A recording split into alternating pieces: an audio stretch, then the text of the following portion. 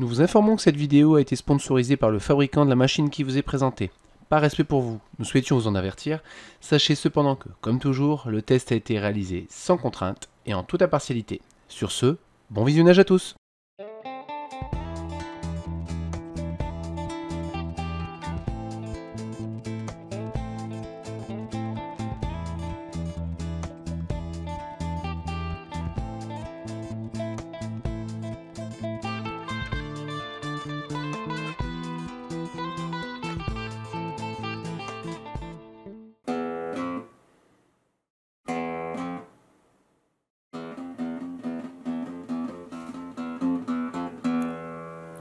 Voilà les makers, Crazy Doob. Impression 3D aujourd'hui avec la découverte ensemble de cette machine, la SC10 Shark, d'où la petite musique de chez Notmax. Imprimante 3D de couleurs avec possibilité d'installer un module laser. On découvre ça ensemble tout de suite. Voilà enfin une machine qui sort un petit peu des standards en termes de design. Donc on a une machine qui est équipée de série d'un BL Touch, donc pour la mise à niveau automatique du plateau. On a un petit écran couleur tactile, donc qui est sur une petite télécommande déportée qu'on verra juste après. La machine est équipée d'un plateau magnétique rigide, ce qui est quand même super rare sur une machine de série, si je puis dire. Donc quelque chose de bien rigide. On a trois petits ventilateurs qui permettent le refroidissement de la pièce au fur et à mesure de l'impression, avec un dual extrudeur, donc sur un extrudeur unique, hein, donc on n'est pas sur de l'IDEX avec deux extrudeurs indépendants. Un moteur pour l'axe Z, deux extrudeurs, donc le premier extrudeur pour la première couleur, puis le second, donc chacun étant équipé d'un détecteur de filament. Moteur pas à pas à l'arrière pour le guidage sur Y. Donc on va installer la petite carte SD pour un premier test. Donc on entend le petit BL Touch qui se déclenche.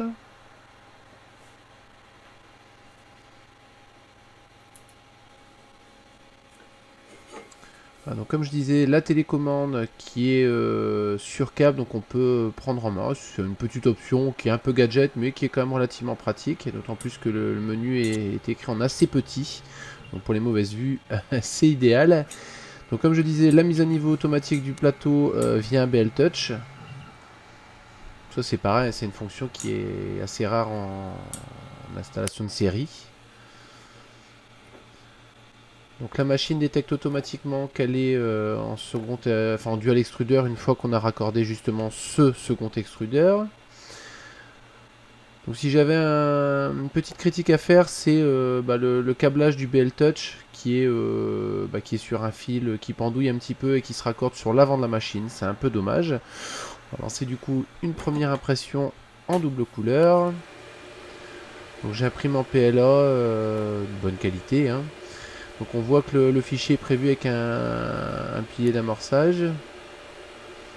Donc en gros, une couleur est imprimée, puis la machine va vidanger le surplus de filaments de couleur qui reste dans la buse sur le côté avant d'attaquer la couleur suivante. Donc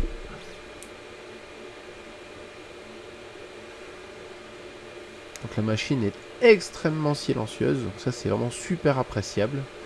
Ça c'est vraiment une qualité très importante pour moi.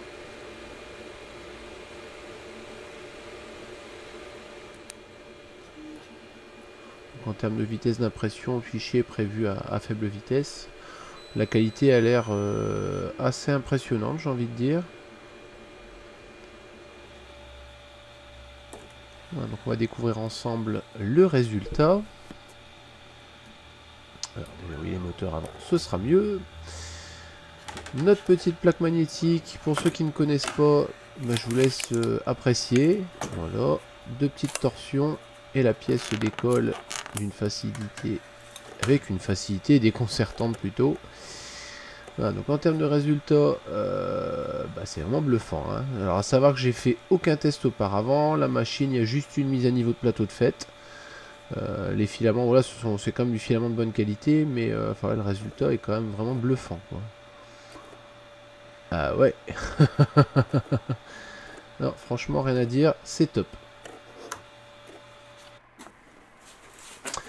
On va installer maintenant le module laser. Donc ça c'est voilà, comme pour le BL Touch, un point noir, parce qu'en gros il va vous falloir choisir BL Touch ou module laser, puisqu'en fait ça s'installe au même endroit. Donc à chaque fois que vous allez passer de l'impression 3D à l'utilisation du laser, il va falloir démonter. Bon, il n'y a que 2 petites vis, hein, ça va très vite à faire, mais bon, je trouve ça quand même un petit peu dommage. On aura toujours ce même fil qui pendouille, hein, ouais, je l'ai vraiment torsadé à l'arrache.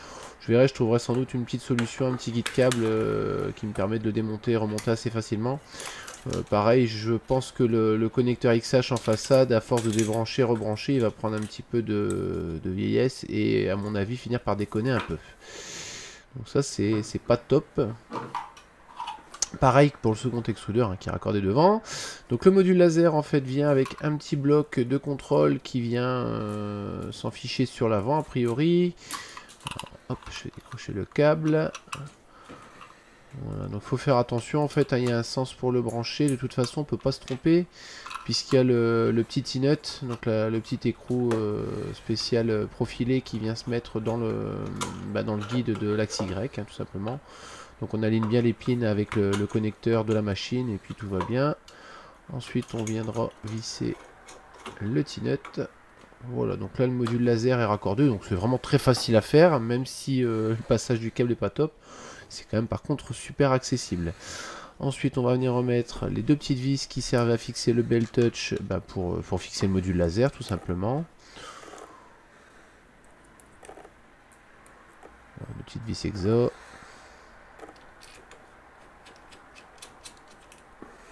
Voilà, c'est vraiment très facile à utiliser en tout cas.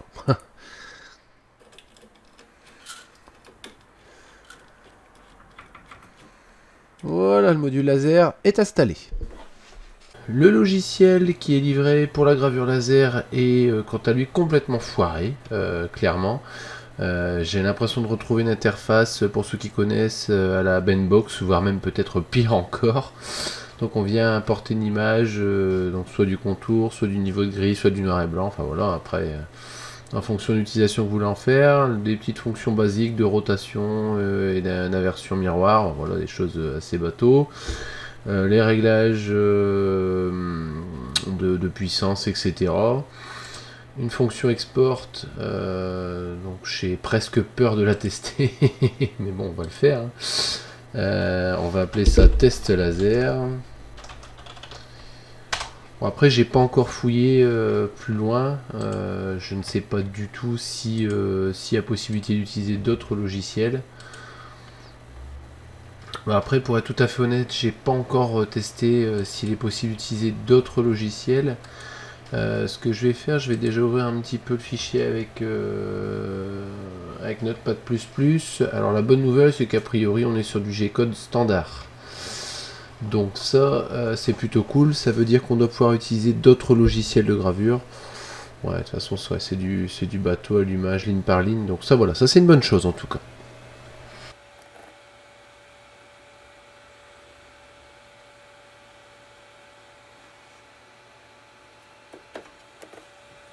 Voilà, donc j'ai allumé la machine et chargé la carte SD, donc j'ai mis mes lunettes de protection également, donc je vais venir faire avec ces lunettes un réglage de focus. Bon, niveau focus on est pas mal, donc on va faire stop. On va sortir du menu. Alors j'imagine qu'on fait print. Test laser LGO, bah ouais apparemment ce serait ça. Et ben on va y aller alors. Print.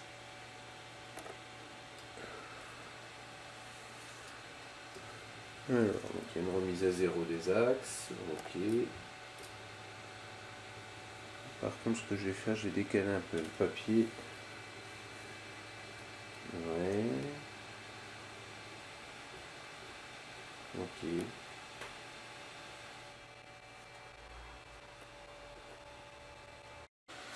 Voilà, la gravure est terminée. Bon, j'ai un petit décalage, mais c'est parce que j'ai bougé le support en cours de route.